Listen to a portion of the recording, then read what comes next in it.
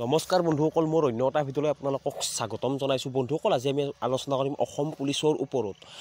আমাৰ ভাল দিনবোৰ গুচি গ'ল, এটা বেয়া খবৰ। কি ভাল দিন গুচি গ'ল? আমাৰ ভাল দিন সঁচাকৈ গুচি গ'ল আৰু এটা বেয়া খবৰ আছে। আপোনালোকক মই গোটেই কথাখিনি জনাবলৈ চেষ্টা কৰিম। ফিজিকেলৰ যিহেতু সকলোৱে অপেক্ষা কৰি আছে, মই আপোনালোকক এইখিনি কথা বিতংকৈ জনাম এই ভিডিঅ'টোৰ মাধ্যমেৰে। আপোনালোকে ভিডিঅ'টো স্কিপ নকৰাকৈ শেষলৈকে সম্পূৰ্ণকৈ চাই থাকক, তেতিয়াহে ভালদৰে বুজি পাব। কাৰণ এই ভিডিঅ'টো মষ্ট ইম্পৰ্টেণ্ট ভিডিঅ', কাৰণ এই ভিডিঅ'টোৰ দ্বাৰা বহুত কথাই আলোচনা কৰা হ'ব আৰু বেয়া খবৰটো আপোনালোকক জনোৱা হ'ব। যদি মোৰ চেনেলটোত প্ৰথমবাৰ কাৰণে ভিজিট কৰিছে, তেতিয়াহ'লে মোৰ চেনেলটো ছাবস্ক্ৰাইব কৰক আৰু কাষত থকা বেল আইকনটো প্ৰেছ কৰক। চাওক বন্ধুসকল, আপোনালোকে ভালদৰে গম পাইছে যে আমাৰ অসম পুলিচৰ ফিজিকেল জুলাই মাহত অনুষ্ঠিত হ'বলৈ গৈ আছে আৰু জুলাই মাহৰ পৰিৱেশটো আপোনালোকে ভালদৰে জানে। সেই টাইমত ৰ'দ, বৰষুণ আৰু বানপানী। আমাৰ বাবে ভাল দিনবোৰ গুচি গ'ল এইটো কাৰণতে ক'লোঁ যে বৰ্তমান যিটো সময় চলি আছিল, এইটো সময় আমাৰ কাৰণে পাৰফেক্ট আছিল ইণ্টাৰভিউৰ কাৰণে। কাৰণ যি গ্ৰাউণ্ডত আমি প্ৰেক্টিছ কৰিছোঁ, সেই গ্ৰাউণ্ডত আমি ভাল ফলাফল দেখুৱাব পাৰিছোঁ। কাৰণ এতিয়া গৰমো নাই, ঠাণ্ডাও নাই। আপোনালোকে এইটো ভালদৰে জানে। এই টাইমত ফিজিকেল পাতিলে প্ৰায় সংখ্যক ল'ৰা ছোৱালীয়ে ভালদৰে পাছ কৰিব আৰু ভাল মাৰ্ক আনিবলৈ সক্ষম হ'ব, কিন্তু এই টাইমত ফিজিকেলটো নহ'ল। এইটো আমাৰ কাৰণে অতি দুখজনক খবৰ। 2 নম্বৰত আহিছোঁ, জুলাই মাহত ফিজিকেল হ'ব। এতিয়া আমি কেনেকৈ প্ৰেক্টিছ কৰিম, ইয়াৰ ওপৰতো কিছুমান প্ৰশ্ন আছে। কাৰণ এই টাইমত বৰষুণ আহিব, বৰষুণ আহিলে গ্ৰাউণ্ডৰ পৰিস্থিতি একেবাৰে ধ্বংস। কাৰণ বৰষুণত বোকা উঠিব, বোকাত কেনেকৈ দৌৰিব, কেনেকৈ লং জাম্প মাৰিব আপোনালোকে এবাৰ ভালদৰে ভাবি চাওক কথাটো। এই টাইমত আপোনালোকে দৌৰিবও নোৱাৰে, বোকাময় পৰিৱেশ হ'ব আৰু আপোনালোকে লং জাম্পো মাৰিব নোৱাৰে, পিছল হৈ যাব। আপোনালোকে কেনেকৈ প্ৰেক্টিছ কৰিব, নিজক কেনেকৈ ইমপ্ৰুভ কৰিব? আপোনালোকে নিজক বেষ্ট দিবলৈ চেষ্টা কৰিলেও দিব নোৱাৰে, কাৰণ ভয় থাকিব যে পিছল পৰিলে ভৰিখন ভাঙি যায় নেকি, এনেকুৱা ধৰণৰ ভয় থাকিব। এইখিনি কথা ক'ব লগা কিয় হৈছে? কাৰণ মই বহুতকেইটা ভিডিঅ' বনাইছোঁ ইয়াৰ ওপৰত। ইয়াৰ উদ্দেশ্য এটাই, কাৰণ সেইখিনিৰ মুখামুখি মই হৈছোঁ আৰু মোৰ লগতে বহুত হেজাৰ ল'ৰা ছোৱালী হৈছে। সেইকাৰণে এই কথাটোৰ ওপৰত মই বহুতকেইটা ভিডিঅ' বনালোঁ। বহুতে কয় তই ইয়াৰ ওপৰতে ভিডিঅ' বনাই থাক, ইয়াৰ ওপৰত। সেইটো কথা নহয়, তাৰ ওপৰত ভিডিঅ' বনোৱা কথা নহয়।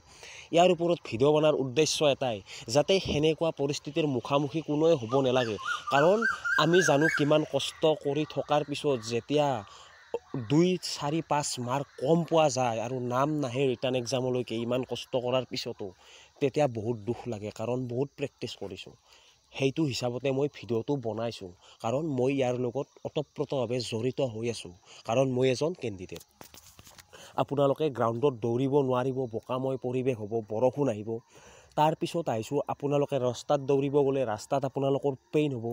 আপোনালোকে সেইটোও জানে, বেক পেইন আপোনালোকৰ ভৰিত নিশ্চয় বিষাব। আৰু যোনসকলে ৰাস্তাত দৌৰে তেওঁলোকৰ বাৰু নিবিষায়, কাৰণ প্ৰায় সংখ্যক ল'ৰা ছোৱালীয়ে অসমৰ গ্ৰাউণ্ডতে প্ৰেক্টিছ কৰে, ফিল্ডত প্ৰেক্টিছ কৰে। আৰু ফিল্ডত প্ৰেক্টিছ কৰিলে আপোনালোকে গমে পায়, বৰ্তমান বৰষুণ আহিব, বৰষুণত বোকা হৈ যাব। আৰু ৰাস্তাত দৌৰিবলৈ গ'লে ভৰিৰ বিষ হ'ব, ৰেষ্ট ল'ব লাগিব, বেমাৰ হ'ব। আপোনালোকে যিখিনি ইমপ্ৰুভ কৰিছে সেইখিনি একেবাৰে নষ্ট হৈ যাব। বৰ্তমান টাইমত আপোনালোকে যিখিনি ইমপ্ৰুভ কৰিলে নিজকে, সেইখিনি বৰ্তমান আপোনালোকে ষ্টেবল ৰাখিব নোৱাৰে। কাৰণ বৰ্তমান পৰিৱেশটো আৰু প্ৰকৃতিৰ আপোনালোকে গমে পাইছে, বোকা, বৰষুণ আৰু বানপানী। তাৰপিছত আহিছোঁ ফিজিকেল টাইমৰ। আপোনালোকে সেনেকৈ প্ৰেক্টিছ কৰিলে ভৰিৰ বিষ, বেমাৰে প্ৰেক্টিছ কৰি ফিজিকেল দিবলৈ গ'ল। জুলাই মাহত ফিজিকেল, যদি আপোনালোকৰ ৰ'দো থাকিব, বোকাও থাকিব, বানপানীও থাকিব, আপোনালোকে দৌৰিবনে লং জাম্প মাৰিব? কেনেকৈ আপোনালোকে নিজকে তাত গৈ ভাল ফলাফল এটা দেখুৱাব পাৰিব ইমান কষ্ট কৰি? আপোনালোকে এবাৰ ভাবি চাওক কথাখিনি। কাৰণ যিটো টাইমত ফিজিকেল হ'ব গৈ আছে, সেই টাইমটো আমাৰ কাৰণে একেবাৰে বেয়া। কাৰণ ফৰেষ্ট ডিপাৰ্টমেণ্টৰ এক্সাম ফিজিকেলত মই ভালদৰে বুজি পাইছোঁ সেই কথা। মই আপোনালোকক প্ৰতিটো ভিডিঅ'তে কৈ আছোঁ যে আমাৰ লগত সেনেকুৱা এটা ঘটনা হৈ গৈছে। কাৰণ মই যেতিয়া ফিজিকেল দিবলৈ গৈছিলোঁ ফৰেষ্ট ডিপাৰ্টমেণ্ট, মোৰ আগতে 2জন ল'ৰাৰ ভৰি ভাঙি গৈছিল একেবাৰে। মই সেই হিচাপতে কৈছোঁ, যিহেতু অসমত বানপানীৰ সমস্যা আছে, এই বানপানীৰ সমস্যাত প্ৰতিখন জিলাতে বানপানী হয়। আৰু বানপানী হোৱাৰ ফলত কেনেকুৱা এটা পৰিৱেশ হয় আপোনালোকে এবাৰ ভাবক। জুলাই মাহত ফিজিকেল হ'লে আমাৰ বহুত ডাঙৰ সমস্যা হ'বলৈ গৈ আছে। যিটো টাইমত আমাৰ ফিজিকেল হ'ব লাগিছিল, সেইটো টাইমত ফিজিকেল নহ'ল আৰু যিসমূহ বেয়া টাইম সেই বেয়া টাইমসমূহত আমাৰ ফিজিকেল হ'বলৈ গৈ আছে এতিয়া বৰষুণ আহি আছে বৰ্তমান অসমত এই টাইমত কোন কেণ্ডিডেটে বা কোনজন ল'ৰা ছোৱালীয়ে গ্ৰাউণ্ডত দৌৰিবলৈ গৈছে তেওঁলোকে কমেণ্ট কৰক আপোনালোকৰ কেনেকুৱা পাইছে আপোনালোকে বোকাময় পৰিৱেশ হৈছে নেকি আপোনালোকে তলত কমেণ্ট কৰক আৰু আপোনালোকে বোকাময় পৰিৱেশত ফিজিকেল দিব বিচাৰেনে নে এটা ভাল পৰিৱেশত ফিজিকেল দিব বিচাৰে প্লিজ তলত কমেণ্ট কৰি জনাওক আজিৰ ভিডিঅ'টোত এইখিনি আজিলৈ আহিছোঁ জয় হিন্দ জয় ভাৰত